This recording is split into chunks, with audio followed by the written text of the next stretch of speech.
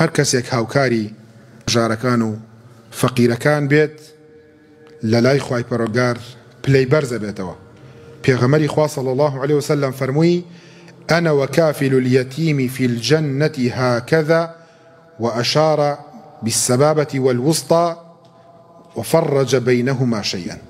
هەر کەسێک کەفالەتی مناڵێکی بێباو بکات بە کێوترێ هەتیو الذي مات أبوه، ئەو کەسەی باوکی ئەمرێت. هەر کەسێک هەتیو بێت کەسێک دەستگیرۆیی ئەکات، کری خانووەکەی بۆدا یان خانوویەکی بۆ کڕیوە و تایەتی، ئەوە تۆ هەتا ڕۆژی قیامەت کەفالەتی هەتیو لای تۆیە تەواو. کری خوێندنەکەی بۆ دەی لەگەڵ یای هاوکاری ڕۆژانە دەست پێوەیەتی. ئەفەرمێ پێغەمبەری خوا صلی الله عليه وسلم ئیشارەتی بۆم پەنجە کرد کە پەنجەی سەبابەیە کە جنێوی پێدرێ کە نابێ ئینسانی موسڵمان جنێو بدا، و هەروەها وستا و پەنجەی ناوەڕاست ئەفەرمێ ئاوان وسانی بەیەکەوە تۆزێک ئاوا ئیشارەتێکی پێ کرد و فەرجێکی کرد لە بەینیانە، فەرمی لە بەهەشتا لەگە منە ئاوایە. الله ئەکبەر. چەند خۆشە لەگەڵ پێغەمبەری خوا صلی الله عليه وسلم لە ڕۆژی قیامەتە بڵێ ئەی پێغەمبەری خوا صلی الله عليه وسلم لەسەر مژدەی تۆ لەسەر بەڵێنەکانی تۆ هاوکاری مناڵی هەتیوم کرد،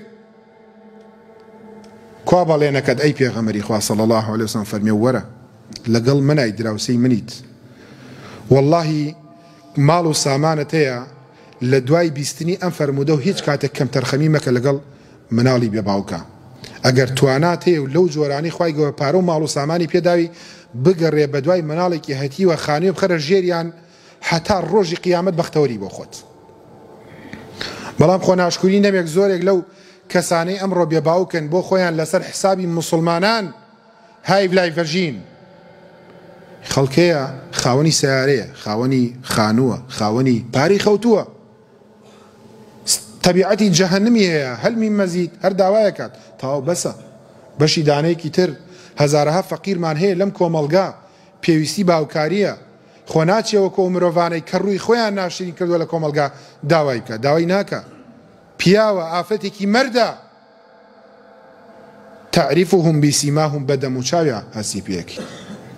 خەڵکەیە لەم کۆمەڵگای خۆمانە ڕەنگە هەموو شتێک نەوترێت ئێمە ناتوانین کەرامەتی هەموو فەقیرێک لە کەدار بکەین، بەڵام وەڵڵاهی جاری وا هەبووە هاوکاری ماڵێک ئەکەیت تەماشاکەیت زۆر لانەوازە، ئەوە نییە کە بەڕاستیەکەی تۆ لە کۆمەلگا بانگەواز بکات.